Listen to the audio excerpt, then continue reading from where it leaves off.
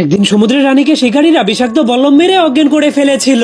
এরপর শিকারীদের বস্তার মাথার উপরে উঠে তাকে বলে, ভুলেও কিন্তু তুমি নড়াচড়া করো না, কারণ তুমি যত বেশি নড়াচড়া করবে তত বেশি বিষ তোমার শরীরের ভেতরে ঢুকে যাবে। এই ভয়ঙ্কর শিকারী শুধুমাত্র তার রাজ্যের রাজাকে দেখানোর জন্য এই রাক্ষসটাকে শিকার করেছিল। এরপর শিকারী সেই রাক্ষসের শরীর থেকে সেই বিষযুক্ত বল্লমটাকে বের করে ফেলে, যাতে করে কিছুক্ষণ সেই রাক্ষসটা জীবিত থাকতে পারে। এরপর তারা সেই বিশাল বড় রাক্ষসটাকে রশি দিয়ে বাঁধতে শুরু করে দেয়। কিন্তু সেই সমুদ্রের রানী এতটাই বড় ছিল যে মানুষদেরকে তার উপরে দেখে ছোট ছোট পিঁপড়েদের মতো মনে হচ্ছিল। এরপর শিকারী সমুদ্রের রানীকে জাহাজের সঙ্গে বেঁধে তার সঙ্গে নিয়ে যেতে শুরু করে, যার ফলে পরের দিন সকালে তারা সেই সমুদ্রের রানীকে নিয়ে তাদের রাজমহলে পৌঁছে যায়। এরপর তারা সেই বিশাল বড় রাক্ষসটাকে টেনে টেনে তাদের রাজমহলের ভেতরে নিয়ে আসে, যা দেখে সেখানে থাকা সবগুলো মানুষ অনেক খুশি হয়ে যায়, কারণ সেই মানুষগুলো সমুদ্রের রানীকে রাক্ষস মনে করত। কিন্তু তখন সেই রানীর বন্ধু লুকিয়ে লুকিয়ে তাকে বাঁচানোর জন্য তার কাছে চলে যায়। এরপর ধীরে ধীরে রশি কাটতে শুরু করে দেয়। তখনই সেই মহলের রানী শিকারীদের বসকে বলে, তুমি অনেক সাহসী একটা কাজ করেছো, তোমাকে এই কাজের জন্য অনেক বড় একটা পুরস্কার দেওয়া হবে। কিন্তু তখন রানীর কথা শুনে শিকারী অহংকার করে বলে, রানী সাহেব, আপনি হয়তো ভুলে গিয়েছেন যে আপনি আমাকে একদিন একজন দর্পক এবং দুর্বল শিকারী বলেছিলেন। তখন শিকারী এত বড় একটা রাক্ষসকে শিকার করে নিজেকে অনেক বড় একজন যোদ্ধা মনে করছিল।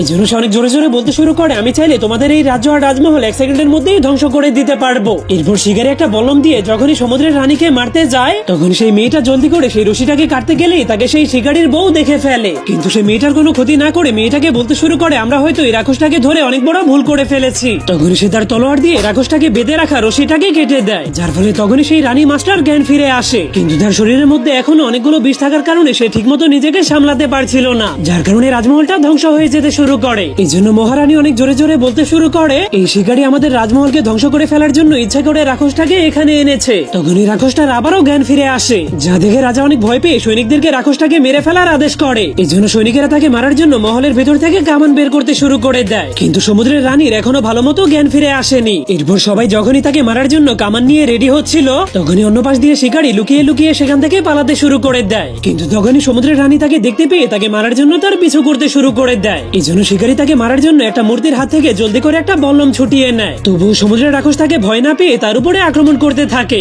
এই জন্য সেই শিকারী মনে করে আজকেই তার জীবনের শেষ দিন, কারণ সে হাজার হাজার সমুদ্রের প্রাণীদেরকে মেরে এতদিন অনেক অন্যায় করেছিল। তো বন্ধুরা, পরের পর্বে কি হবে তা দেখতে চাইলে অবশ্যই কমেন্টে পার্ট 2 লিখে দিন।